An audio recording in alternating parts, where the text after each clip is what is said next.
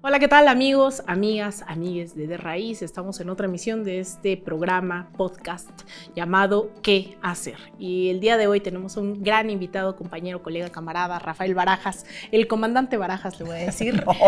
Mejor conocido también como el Fisgón. ¿Cómo estás, Fis? Pues bien, encantado de estar aquí contigo y encantado de estar en un programa que se titula ¿Qué hacer? Ahí está el meollo del asunto, esa es la gran diferencia. Estamos tratando de apuntar justo, pues tratar no solo de analizar, no se trata solo de explicar la realidad, sino de transformarla. Y estamos hablando desde un México que está ya en su 5º año de este proceso llamado la Cuarta Transformación. Estamos a tan solo unos meses, Fis, de un periodo electoral y obviamente, y me conoces, yo tengo muchas preocupaciones siempre, muchas alegrías, festejo mucho y siempre con la gente, pero también es evidente que marcan ciertos puntos de quiebre, ciertos tiempos, estas elecciones, y sobre todo porque ya hemos visto una América Latina que, pues, entre que le ha fallado, no ha sabido dar ese paso hacia la profundización, hacia la continuidad. Hemos visto que se han confiado también bastante, y tú estás a cargo del Instituto Nacional de Formación Política, ni más ni menos, que creo que también esa va marcando una diferencia dentro de los otros procesos que empezaron a pensar que a lo mejor era buena idea tener formación de cuadros una vez en el exilio, una vez con golpes de estado, una vez que pues el relevo los traicionó como Lenín Moreno, o que de plano pues no pudieron en esta batalla con los medios de comunicación. ¿Cómo has visto estos 5 años de esta transformación, no solo política, económica, sino sobre todo en lo ideológico, que es pues materia de análisis? Pues mira, yo creo que estás tocando un punto que es muy interesante y que tiene que ver, entre otras cosas, con el proceso del progresismo en América Latina. Es un proceso muy peculiar. Es un proceso que ha tenido avances y retrocesos importantes. Hubo un avance muy importante entre 1999 y el 2008, después hubo un retroceso entre el 2008 y el 2018 y volvió a avanzar después del 2018 y ha sufrido varios descalabros a nivel local desde el 18 al 24, ¿no?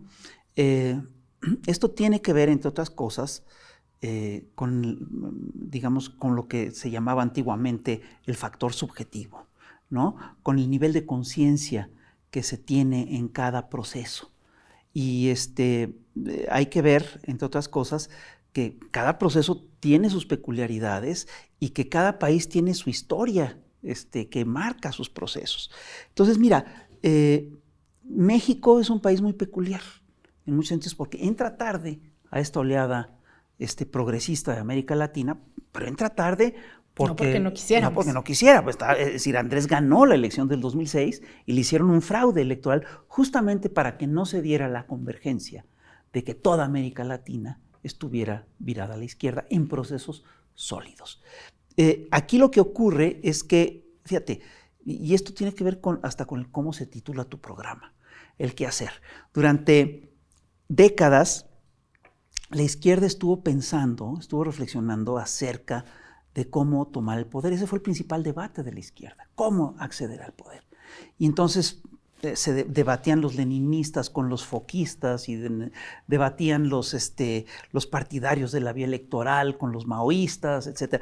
Pero rara vez se puso a pensar la gente en qué hacer si de veras se llegaba al poder. Y las preguntas cambian cuando los procesos se concretan a ese nivel. Y entonces, cuando se accede al poder, las preguntas tienen que ser otras, los problemas son otros, las cosas que se tienen que resolver son distintas. Estás ante problemas de gobernabilidad, estás ante problemas de estabilidad, estás ante problemas que tienen que ver de diplomacia, de geopolítica global, etc. Cambia todo el panorama. Y obviamente uno de los grandes retos de todos estos procesos es cómo consolidar la transformación, lo que Chávez llegó a llamar el punto de no retorno. Dice, bueno, ¿cómo llegamos al punto de no retorno? El momento en el que de veras va a ser más difícil echar para atrás este proceso que seguirlo echando para adelante. Y esto, por supuesto, tiene el problema con esto es que las lecciones que tenemos que sacar, las tenemos que sacar de nuestra historia. Los procesos revolucionarios son por naturaleza frágiles y contradictorios. están cargados de contradicciones y son muy inciertos, siempre. Entonces, sí necesitan de un proceso de reflexión profunda y sí necesitan de un proceso de consolidación seria. Los procesos revolucionarios, los procesos de transformación se dan porque hubo un avance en el nivel de conciencia, en el factor subjetivo, ¿no? En los procesos subjetivos. Hubo un avance muy importante en los niveles de conciencia de la población y con mucha frecuencia estos procesos de revolución de conciencias se detienen cuando la gente llega al poder, porque tienen que gobernar y el gobierno tiene que echar mano de todos los cuadros que tiene a disposición, que tiene a mano. Y entonces se vacían los partidos dejan de militar en las calles, dejan de trabajar la calle y se caen los procesos. Esto ha pasado en montonal de procesos. Aquí, yo creo que una de las ventajas que tiene México históricamente es que México es un país que ha hecho varias revoluciones. Es uno de los pocos países del planeta que estuvo en el ciclo de las revoluciones atlánticas con la Guerra de Independencia, que participó activamente en la Revolución Liberal, con el movimiento juarista, con el movimiento de Valentín Gómez Farías, de Melchor Ocampo, de Benito Juárez. Es uno de los pocos países que estuvo en el proceso de las revoluciones sociales de manera activa y que estuvo también en el ciclo de los estados de bienestar, ¿no? Y también ha estado en el proceso de las revoluciones antineoliberales, de los movimientos antineoliberales. Entonces, una de las cosas que los mexicanos hemos podido, una de las conclusiones, una de las lecciones que los mexicanos aprendimos de todo este proceso, y en eso insiste Andrés Manuel López Obrador en las mañaneras todo el tiempo, es en la necesidad de resolver problemas internos, en la necesidad de no incurrir en fracturas, de no darle pie a la derecha para que haga un contragolpe, es decir, en la necesidad de consolidar los procesos revolucionarios, porque hay que decirlo, México había tenido 4 revoluciones antes de esta, en realidad es la quinta, no la cuarta, y todas habían fracasado, todas habían llegado a un límite, todas se habían cansado. Entonces, yo sí creo que en estos procesos conviene, es decir, cuando se da la condición de que un movimiento llega a gobierno, pues tiene que profundizar todavía aún más la revolución de las conciencias y tiene que profundizar aún más la organización política, ¿no? Y esto es urgente, entre otras cosas, porque estamos en un mundo que ya está en una crisis muy abierta. El modelo neoliberal está, yo creo que en sus últimos procesos, ¿no? Es decir, tú ves lo que está ocurriendo en Estados Unidos y te das cuenta que Estados Unidos ya no es el hegemón absoluto del planeta. Está el BRICS, pero además ya tiene problemas para controlar todo este proceso y está ocurriendo un fenómeno que es muy interesante. Uno de los grandes mecanismos de control que tuvo Estados Unidos durante todo el periodo neoliberal fue precisamente el apoyo que tuvo de los medios masivos de comunicación.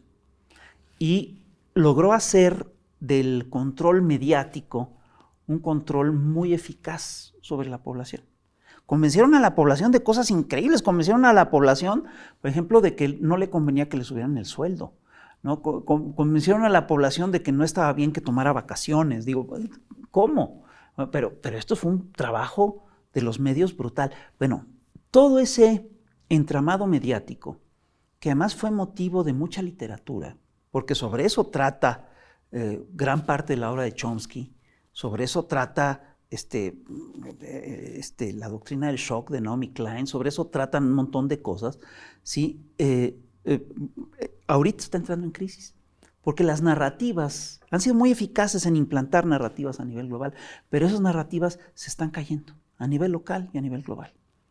Entonces, por ejemplo, hoy en día, a pesar de toda la propaganda que se hace sobre Israel y Palestina, pues en muchos países del planeta la gente está convencida de que lo que se está viviendo en Gaza es un genocidio.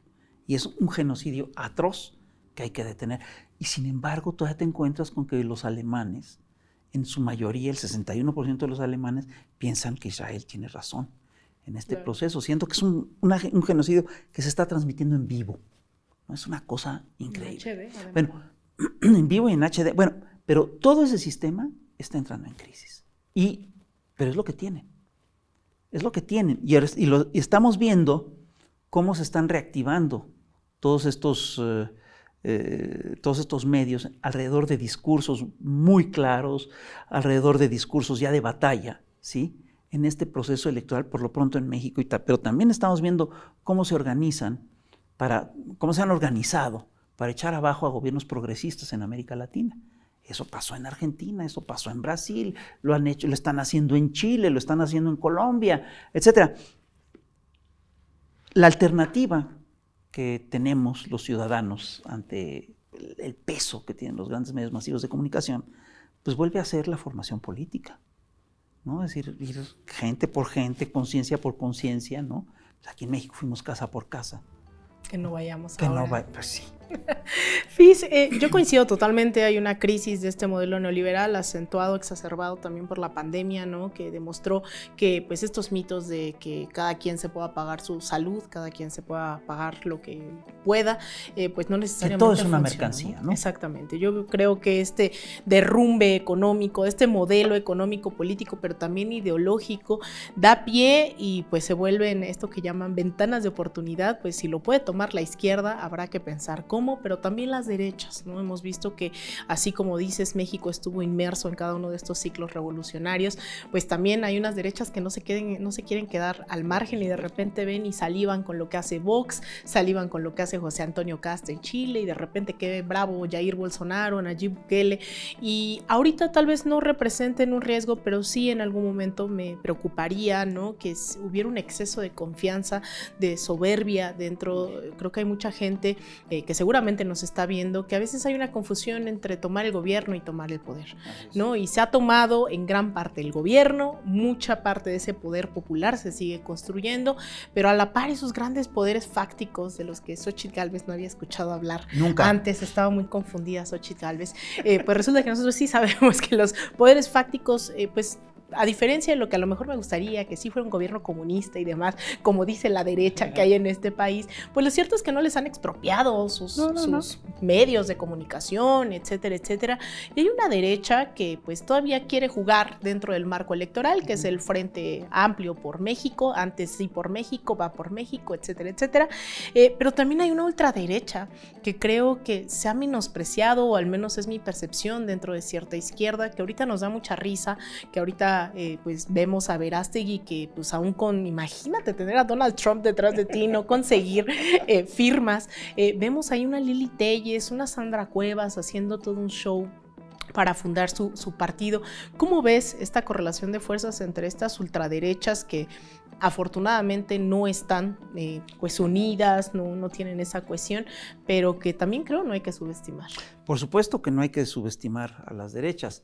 De hecho, las derechas se reorganizan mucho más rápido que las izquierdas. Y por una razón muy sencilla, las izquierdas se suelen reorganizar alrededor de tejidos de confianza y las derechas con mucha frecuencia se reorganizan a partir de negocios muy concretos. De Alito y de Marco Cortés no vas a estar hablando. No voy a hablar de ellos, pero sí podemos hablar del pacto que firmaron, en el que se repartían hasta jueces. Es una cosa increíble. Todo era una mercancía. Hasta los jueces, las notarías, es una cosa brutal. Bueno, pero a la derecha sí, ciertamente no hay que menospreciarla, es decir, se va a reorganizar con rapidez. Es parte de lo que puede hacer esta derecha, ¿no? Y yo sí creo que además ha tomado lecciones también de su historia. Ve el caso de Milei, ¿no? Milei es un neoliberal que aprendió del fascismo, ¿no? Es una cosa muy clara. El caso es que la izquierda de ninguna manera se puede confiar. Tiene que dar la batalla ideológica y tiene que dar la batalla política. Son cosas distintas, ¿no? Es decir, en la batalla ideológica tiene que ganar la narrativa, tiene que hacer valer sus principios, ¿no? Es decir, por ejemplo, una de las cosas que ocurrieron en la era neoliberal es que yo sí creo que llegó a su límite la idea esta de que todo tiene que ser una mercancía y no puede haber derechos. En Argentina les va a costar les va a costar mucho dolor lo que está haciendo Milei con la salud, con la educación, con todo, ¿no? Entonces, sí se necesita ganar esa batalla, pero también se necesita ganar la batalla política. Se necesita ganar territorios, se necesita consolidar los procesos, se necesita, entre otras cosas, poder sobrevivir ante en un marco geopolítico complejo, ¿no? Y esto te explica de repente que hay actores que hagan ciertas concesiones, ¿no? Eso es lo que tienen que hacer los procesos de transformación. Fíjate, nosotros tendemos a ver a la derecha como un bloque, porque no la entendemos, y no es cierto. La derecha está tanto o más fragmentada que las izquierdas. Nos hablamos de las izquierdas, claro, pero hablamos de la derecha. Tenemos que aprender a hablar de las derechas. Las derechas están muy peleadas entre sí, y no es lo mismo la ultraderecha de Atlas Networks y de Verástegui y de Lili Telles, que la derecha de Sandra Cuevas. Son derechas distintas, obedecen a intereses distintos, obedecen a grupos distintos, y la izquierda también tiene que aprender a hacer los análisis de lo que son y de cómo funcionan esas derechas. Entonces, sí estamos, yo sí veo que hay que la derecha tiene una crisis profunda. Yo sí creo que sigue habiendo una derecha ultraconservadora muy proclerical, ¿no? Que sigue activa. Pero fíjate, esa ultraderecha aquí en México no representa un riesgo tan grave, porque ha sido derrotada varias veces a lo largo de nuestra historia. Fue derrotada en tiempos de Juárez, fue derrotada con la Segunda Cristiada, y esto no ocurrió en otros países de América Latina. En muchos países de América Latina tú vas a ver que todavía la iglesia, la progresista y la no progresista, siguen teniendo un peso enorme en el quehacer político cotidiano. Eso en México está muy disminuido. No, ojo, no quiere decir que la iglesia no pese. Por supuesto que la iglesia tiene un peso enorme entre ciertos sectores, etcétera. Pero lo que yo sí creo es que en cuanto la gente se moviliza, cambia todo. Es decir, todos los factores cambian y cambian las lógicas, ¿no? Y por supuesto, te encuentras con que de repente la izquierda hasta está en posibilidades de desgajar a sectores de esa derecha extrema, ¿no? Y en una de esas los convence para estar en otro lado del espectro político. Estas cosas sí pasan. Y te consta. Están pasando, sí. Claro. Y hay otra que es esa entre ese arcoíris de derechas, que de plano no es de arcoíris, pero bueno, en ese múltiple panorama de las derechas. Suena muy bonito. Sí, pero no se lo merece. Melting no pot, se lo merece. Sí. La derecha no se lo merece. Ahí tenemos una derecha que ha tratado de hacernos creer, porque también hace fraudes y usan todo, que están dispuestos a jugar el juego democrático. Sí, claro. Y están fragmentadas, como tú bien lo mencionas. Vemos que en ciertos puntos de la historia llegan a coincidir. No es nuevo este pacto. Existió el Pacto por México para impulsar las reformas estructurales. Existieron estas negociaciones entre Salinas de Gortari, ¿no? Etcétera, etcétera. Pero ahora les une ese desespero que tiene que pasar aquí un tsunami político, lo digo 1000 veces, como para que Claudia no sea la próxima presidenta de este país. Y en ese desespero están dispuestos a hacer ciertos acuerdos, y eso no evita que sigan fracturados. Hay un PRI disputando dentro del PRI, terminaron saliéndose los mismos priistas diciendo Alito está haciendo un desastre, los panistas que están peleados con el PAN, Movimiento Ciudadano que están peleados con Movimiento Ciudadano, y eso a su vez entre todos están ahí desgarrándose, sobre todo para ver qué les toca. Pero mi preocupación es otra, es en ese desespero, pues la derecha que finge a veces ser demócrata, porque ya vimos lo que hacen en lo oscurito, solo que ahora son muy tarados y lo publican en Twitter, llega a ese desespero, ¿no? Xochitl no termina de crecer en las encuestas, anuncian movilizaciones con oradores que ya sabíamos que estaban de su lado ideológicamente, solo que ahora se exhibe, ¿no? Diciendo Lorenzo el paladín de la democracia.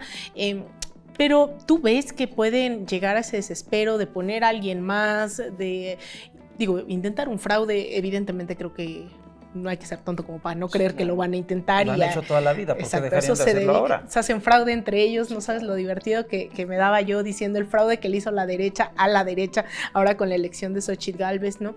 ¿Cómo ves a esa derecha electoral que no encuentra rumbo, no encuentra horizonte y que puede llegar en ese desespero a echar mano de todo lo que tenga a la mano?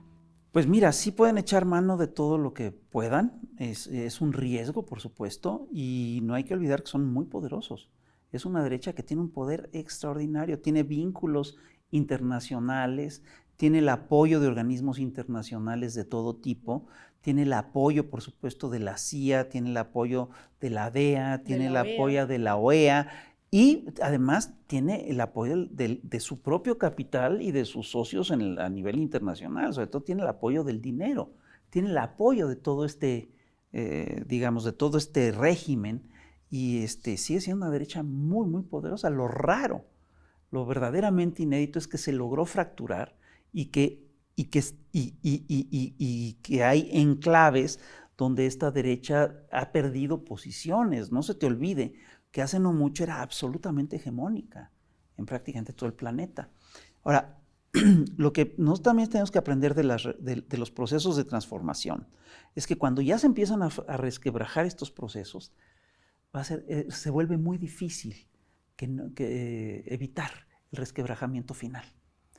Y se está resquebrajando todo el gran sentido común neoliberal, el neoliberalismo, empezando. El neoliberalismo se está resquebrajando a nivel global por cuestiones económicas, financieras, pero también se está resquebrajando su sentido común, se está resquebrajando todo su discurso. Por ahí empiezan a resquebrajarse las cosas y no está mal. Yo sí creo que es un proceso irreversible.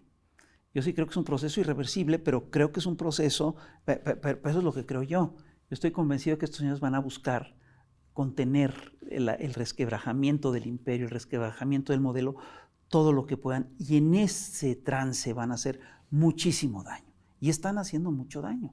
Estamos viendo los conflictos en Ucrania, en Gaza, con los hutíes, es decir, el planeta está hecho un polvorín, ¿no? El planeta está hecho un polvorín y pueden pasar muchas cosas. Hay quien habla de la posibilidad de una tercera guerra mundial, espero que eso no se dé, pero sí estamos ante una situación muy delicada y cuando eso se da, tenemos en la izquierda que abrir el debate, tenemos que resolver nuestros problemas, tenemos que resolver políticamente las cosas, tenemos que consolidar los proyectos, tenemos que consolidar el discurso, por supuesto, tenemos que consolidar la esperanza. Lo que no podemos hacer es perder de vista los valores humanistas, es perder de vista que necesitamos efectivamente plantearle al mundo una alternativa, ¿no? Plantearle al mundo que existe una alternativa humanista y que esa alternativa hay que abrazarla, ¿no? Entonces, mientras podamos construir por ese lado, vamos bien. Fernando Bonabad, justo con esto que mencionas, hace unos días escribía un texto sobre el humanismo revolucionario, ¿no? Ajá. ¿Cómo es que tenemos que disputar ese humanismo revolucionario? Y me recuerda mucho a estos debates que se dieron en Venezuela cuando llega Hugo Chávez y empieza a hablar de ese socialismo del siglo XXI, que quién sabe qué era el socialismo del siglo XXI. Chávez decía algo así como las mejores experiencias del socialismo, no sabíamos cuáles ni dónde, pero ese punto final, creo, de la transformación a la que creo coincidimos aspirar, que es la que se apropian los pueblos, pues pasa por eso, por dotar de contenido, de sentido común, de praxis revolucionaria. Y a veces siento que hay mucha gente todavía que se asume de izquierda, se asume obradorista, pero le falta dar ese pasito, sí, claro, apropiarse de este movimiento de transformación, militar en las causas. Y ahí voy ya en estas siguientes preguntas de recta final, Fis, pues los grandes retos de esa 4T, ¿no? Que yo veo, pues evidentemente somos 132 millones de mexicanos, más de 40 en Estados Unidos. El reto definitivamente no es menor. Estamos hablando de que el chavismo se estaba pensando para 30 millones de venezolanos, en Bolivia otros tanto, un poco más de 20, mientras nosotros somos 10 veces un montón de procesos en América Latina. Y hay mucha gente que de repente dice es que Morena debería de, el presidente debería de, cuando no termina de apropiarse y decir y yo debería de hacer esto, ¿no? Y pues tú estás en el instituto y el tema de los retos pasa también por decir es que cómo se eligen candidaturas, cómo se eligen representantes, mientras la gente a veces ve la vida pasar por Twitter. Claro. Sí, es muy chistoso, es decir, es muy fácil militar desde Twitter, es muy fácil militar, antes se decía en cafés, en los cafés, ¿no? Pero ahora se milita en redes sociales y no, la vida política se da en las calles, la vida política se da con la gente, se da en las barriadas, ahí es donde se dan los procesos, ahí es donde se dan las transformaciones. Y mira, hay un fenómeno que se está dando en México y que tiene inquieta a mucha gente, ¿no? A mucha gente de izquierda, ¿no? Te encuentras, por ejemplo, con que, por ejemplo, en Yucatán hay candidatos que vienen del PRI y candidatos que vienen del PAN. Bueno, hay varias cosas que hay que revisar. Primero, si tú revisas toda la lista de candidatos que trae ahorita el Movimiento de Regeneración Nacional, te vas a dar cuenta que el grueso, pero el grueso de los candidatos son candidatos que vienen de la izquierda, la inmensa mayoría. En realidad, los casos que vienen del PAN, del PRI o del PRD son minoritarios, son muy escandalosos, pero son minoritarios. Y aquí yo sí quiero decir lo siguiente, es decir, nosotros tendemos a analizar los procesos y las actuaciones políticas a partir de nuestra propia experiencia y tendemos a reproducir nuestra burbuja, como si, a ver nuestra burbuja como si ese fuera el universo total, y eso no es así. Tú tienes regiones enteras del país en las cuales la izquierda no tiene tradición, o no tiene la tradición que tiene, por ejemplo, en Guerrero, o en Morelos, o en Oaxaca, o en la Ciudad de México, ¿no? Donde sí tienes procesos de izquierda muy radicales. Ahí donde se dan donde tienes ese historial, tienes una izquierda muy consolidada, tienes procesos muy sólidos. Pero hay zonas del país en las cuales ha gobernado la derecha durante décadas. Y ahí no te vas a encontrar con actores de izquierda, y no puedes ganar con actores de izquierda fácilmente si no quiebras y si no resquebrajas al PRI o al PAN. Entonces, yo sí entiendo que esto es una práctica que es muy común, ¿no? Sobre todo en los frentes amplios. Trotsky la planteó en la década de los 30 para combatir al fascismo. Aliémonos con quien esté contra el fascismo. El que está contra el fascismo está con nosotros, porque tenemos que parar eso. Es un fenómeno nuevo, es un fenómeno brutal, es un fenómeno que no tiene presencia, y si no lo detenemos, vamos al desastre. Tenía razón. Eso implicaba incluso tratar de quitarle gente a los propios fascistas. Hay que hacerlo, ¿no? Y es parte, además, de lo que hay que hacer cuando quieres consolidar un proceso de transformación. Claro. Y además siento que hay una parte que obviamente, y adrede y con todo el dolo del mundo, le invisibiliza también estos medios corporativos, voceros a su vez de las grandes oligarquías, que sí hay una militancia dispuesta a defender a sus candidatos, sus procesos. Pasó mucho en la Ciudad de México, que a pesar que el debate dentro del partido se dio, digamos, en términos equitativos, ¿no?, entre quienes iban a ocupar la candidatura de la jefatura de gobierno, es cierto que hubo mucha militancia que militó en sus candidatos, Por ¿no? supuesto. Y salieron y dijeron, bueno, yo estoy con Clara Brugada y vamos a apostarle a que si la encuesta dice lo que sea, pero eso no pasa generalmente en otros estados, y obviamente los medios lo ocultan, ¿no? Claro. Ocultan esa militancia que dice, a ver, hay una militancia crítica, también subestimar que este proceso es de, ay, la gente nomás está viendo la vida pasar. Toda militancia es crítica. Yo no conozco un solo militante que no sea crítico. Lo que pasa es que tiene diversos niveles de disciplina, porque debaten en corto, y debaten abajo, y debaten, es decir, procuran que el debate no salga de su medio. En el estelar de Salinas Pliego. Procuran que no salga en el estelar de Salinas Pliego. Pero yo sí creo que esos procesos, por supuesto que esos procesos son muy importantes, pero también creo yo que lo que está ocurriendo es una cosa muy peculiar. El Movimiento de Regeneración Nacional en México está peleando ya una nueva hegemonía.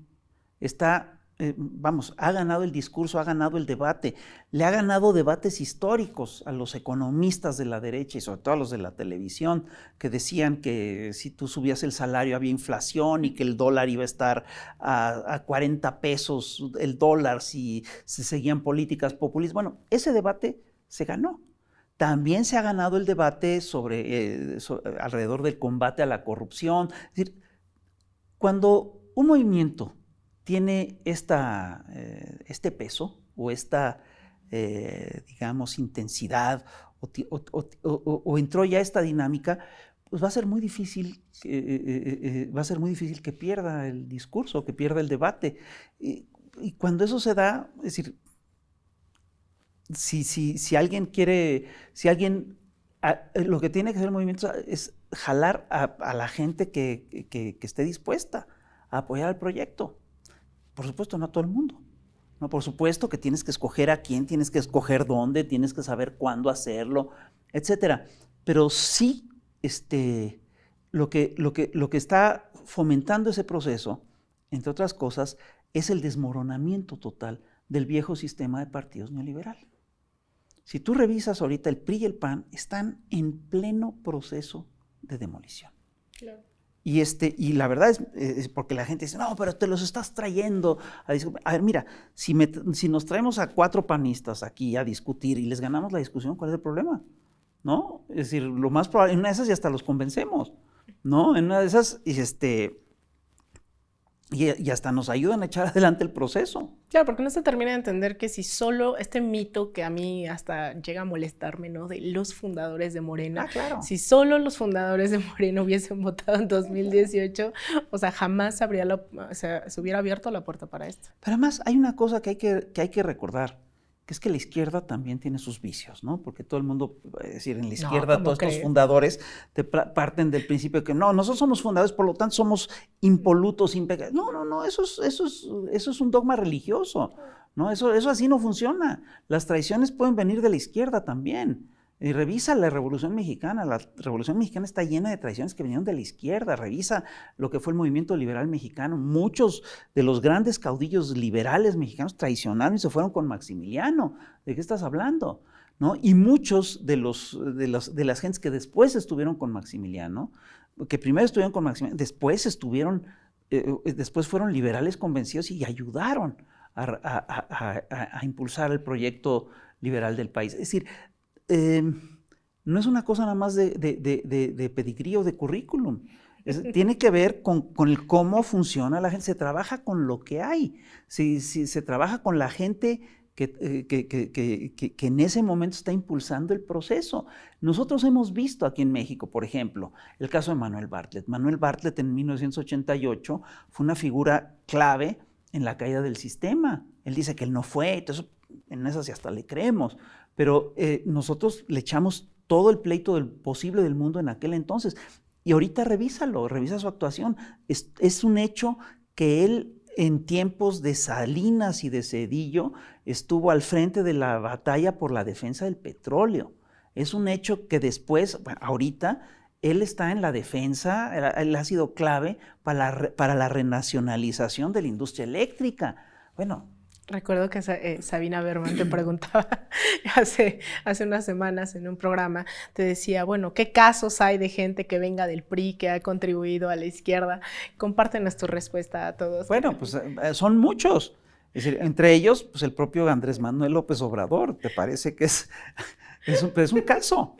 No es el único, pero es un caso que es paradigmático. Pero es entender, ¿no? Las condiciones concretas de ese México de los 70s, 80s, en donde, bueno, esa hegemonía del PRI difícilmente te llevaba a militar dentro de proyectos independientes. O sea, en Tabasco, si tú querías hacer política, no podías hacer otra cosa más que estar en el PRI. Claro, Andrés duró muy poco, se peleó muy pronto, entendió, traía otro chip, traía otras lógicas. O incluso leer el PRD de hoy con el PRD de los 80s. Pues sí.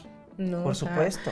Y FIS, ya entrando en esta recta final, hay muchos retos, obviamente creo que no claro. vamos a acabar en todo lo que, pues evidentemente 6 años no se puede concluir, el propio presidente López Obrador lo dijo desde campaña, desde hace muchos años, 6 años es muy poco, cosas que pues incluso el propio presidente ha dicho que son más tal vez graves o fuertes que lo que pensó, como el tema de seguridad, claro, que él sale a decir abiertamente, sí, yo pensé que era otra la situación, no es así, tenemos el pendiente de la seguridad, hay otra que es el tema del poder judicial, que cómo les picó la llegada de una nueva ministra de Lenia Batres.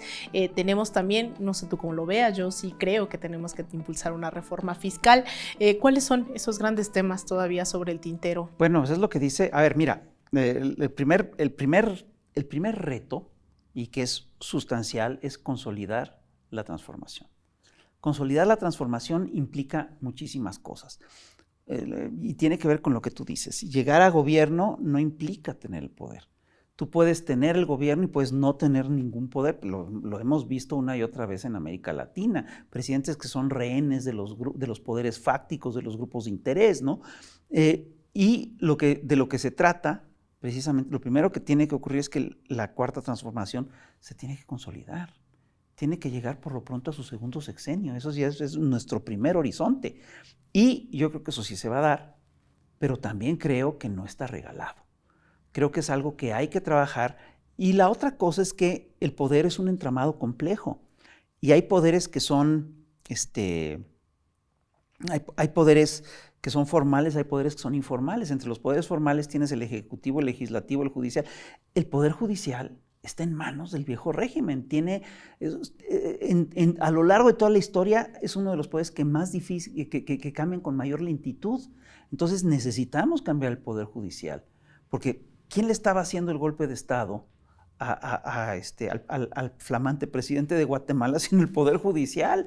¿Quién le hizo el golpe de Estado a Dilma Rousseff y a Lula? Pues el poder judicial. Entonces necesitamos, a Cristina, a todos, necesitamos, es decir, en estos tiempos que corren, la derecha está atrincherada en los medios, en el cuarto poder, que es el poder de los medios, en el poder judicial y por supuesto en el poder económico. Entonces nosotros necesitamos transformar el cuarto poder, y necesitamos transformar el poder judicial. Para transformar el poder judicial tenemos que ganar la mayoría en el Congreso. Y por supuesto, la construcción, es decir, el horizonte implica, el principal reto es construir lo que dice Claudia, lo que llama Claudia el segundo piso de la transformación. Tenemos que construir la segunda parte de la transformación, tenemos que profundizar la transformación, tenemos que llegar al punto de no retorno. Tenemos que llegar al punto en el cual podamos efectivamente hacer valer todos nuestros proyectos y nuestros planteamientos. Nosotros hicimos, tú lo recordarás, el año pasado una consulta nacional acerca de qué opina la gente. Bueno, el reto es poderle dar a la gente lo que está pidiendo. ¿Qué está pidiendo? Está pidiendo más democracia, está pidiendo mejores salarios, está pidiendo mejores servicios médicos, está pidiendo mejores servicios de salud. Es decir, todo eso lo tenemos que concretar. Está pidiendo que se consolide el estado de bienestar que se propuso en la Constitución del 17, que durante todo el siglo XX hicimos grandes esfuerzos por apuntalar, que nunca acabamos de construir, que los neoliberales lo tiraron a la basura, ¿no? Y que es una de las grandes aportaciones de la sociedad mexicana, pues, a los procesos de transformación globales. Entonces tenemos que lograr todo eso, no es poca cosa. Todo esto, por supuesto, no lo podremos lograr aislados. Necesitamos, por supuesto, de la solidaridad latinoamericana, necesitamos de la solidaridad de los connacionales que están en Estados Unidos. Entonces, yo sí creo que el horizonte es muy esperanzador. Es decir, nuestro horizonte, al final de cuentas, es la construcción de la esperanza del planeta. Porque lo que nos ofrece ahorita el neoliberalismo es la total desesperanza. Es un horizonte de guerra, es un horizonte de violencia, es un horizonte de sobreexplotación, es un horizonte de saqueo. Nosotros lo que estamos defendiendo es un horizonte humanista y de esperanza. No es poca cosa en los tiempos que corren.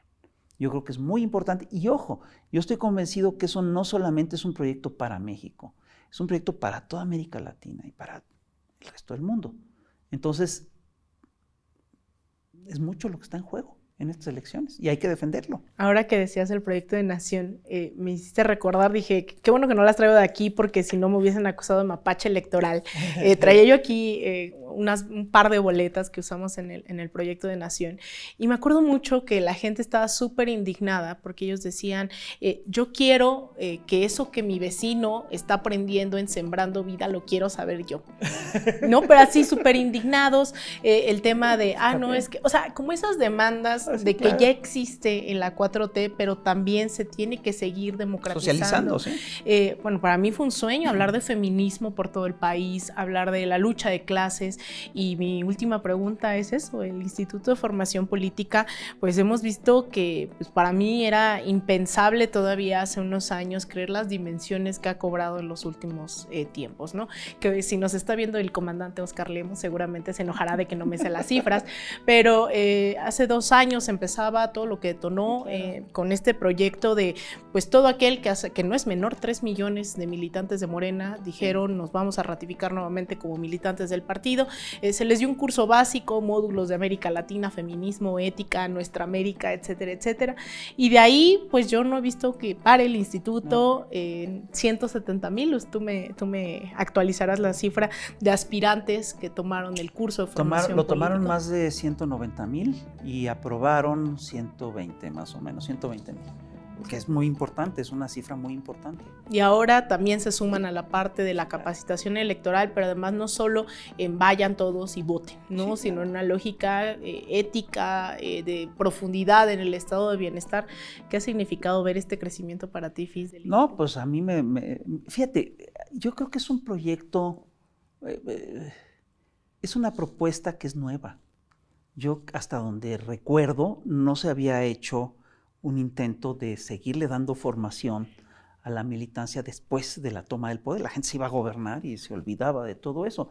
No, ahí es donde está tu retaguardia, ahí es donde está tu esperanza, ahí es donde está la posibilidad de seguir creciendo, ahí es donde está la posibilidad de seguir combatiendo a los grandes medios de comunicación, ahí es donde está la posibilidad de mantener el contacto con la población, de mantener el contacto con el pueblo en general, y eso no es poca cosa, yo creo que es muy importante.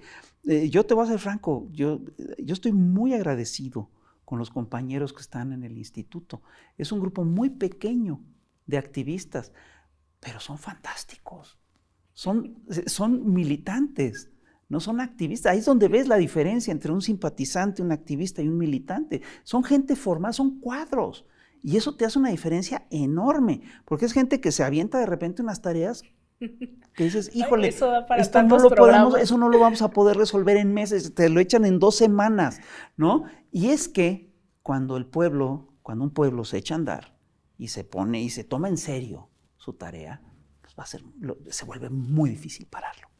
Y a ti te consta, hemos visto cómo además la gente te agradece la formación, mucha gente te dice, oye, esto me ha cambiado la vida, oye, y te la piden, ¿no? Entonces, cuando ya, es decir, yo sí creo que tenemos muchísimo que hacer todavía en el Instituto Nacional de Formación Política, muchísimas tareas tenemos que sacar adelante, pero sí creo yo que es un proyecto que está hecho, ya no, que es un proyecto que parte ya no de los viejos debates de la izquierda de cómo tomar el poder, sino que tiene que ver con el cómo consolidar la transformación. Y que no es menor, esto que decía yo, esto da para tantas historias ya del chismecito propio de lo que ha significado el instituto, de gente que le dices, te tienes que ir a tal lugar, y recuerdo a compañeros pasando a comprar al mercado un par de calzones, y subiéndose al camión, ¿no? O sea, yendo a todas partes, de un instituto que además, yo decía, es que es tan masivo lo que está haciendo ahora, es un sueño, y sobre todo lo veo creo que muchos compañeros, hablaba no hace mucho aquí con Gabriela Rivadeneira, que decía, bueno, es que nosotros nos faltó, ¿no? Todo lo que nos falta, sí. Cuando vemos también lo que está haciendo México, vamos a tiempo, sí, claro. Todavía hay, obviamente, nunca hay gente que nada le parece, ¿no? Sí, claro. De un instituto que ha salido a dar la cara, pero también con esa ética, Yo lo veo, Fis, y de verdad me impresiona creer que hay gente que no lo está mirando, no está mirando que estamos hablando tanto. Que no lo vean, que nos dejen. Que no lo vean, que no nos vean. Me parece perfecto, que no se den cuenta. Es decir, yo sí creo que lo que importa es el trabajo abajo. Mientras la gente lo haga suyo, vamos bien. Lo demás, ¿qué nos importa? Porque, a ver, no me digas que no conoces a cantidad de gente que se la pasa criticando de todo y que no hace nada, ¿no? Es decir, ahora sí que esa gente realmente no nos interesa, ni para qué discutir con ellos, ni para qué nos peleamos con ellos, que sigan en sus pleitos. Y es decir, la transformación se hace ahí, se hace con las masas, se hace con la gente. Están respondiendo. La gente, no, y además muy bonito. Es decir, yo sí creo que el nivel de conciencia de decenas de miles de personas ha subido un poquito, un peldañito si quieres tú. Bueno, eso es un cambio sustancial para cualquier proceso de transformación. Y además ha democratizado, Fis, con eso quisiera cerrar, ya se nos va el tiempo. Me parece que un rol del instituto, tal vez como sí uno de los objetivos, pero también en cierta forma colateral, cuando se da este curso de aspirantes, ver sentados en el mismo lugar, participando bajo las mismas condiciones al que quiere ser gobernador, que al que quiere ser diputado, que al militante de la Sierra Nororiental de Puebla, en el mismo taller, construyendo de manera colectiva, como que también siento que eso, y nos lo han dicho muchos compañeros en los estados, ¿no? El instituto es el único lugar en donde todos digamos, sea de centro izquierda, de ultra izquierda, coinciden. Sí. Y ha democratizado mucho la vida partidista. Claro, pero además ha sido muy útil para muchas cosas, ha resuelto muchos problemas, muchos cuellos de botella, los ha resuelto el instituto. Bueno, pon tú que no muchos, pon tú que uno o dos, pero cuellos de botella delicados. Pero que se acordará la historia de Morena. Son muy importantes. Ahora, yo sí creo, yo sí creo que toda revolución necesita, mira, en la era neoliberal se privatizó hasta el debate, se privatizó el pensamiento. Las discusiones se daban entre grupitos de intelectuales chiquititos. Lo que estamos tratando de hacer es justamente de democratizar el debate, de hacer un debate en el que participen miles, y están participando miles. Y eso cambia mucho las cosas. Y la idea que está detrás de eso es una idea que a mí me parece que es muy simple, pero que es real, que es eficaz. Y es que sí existe una inteligencia colectiva.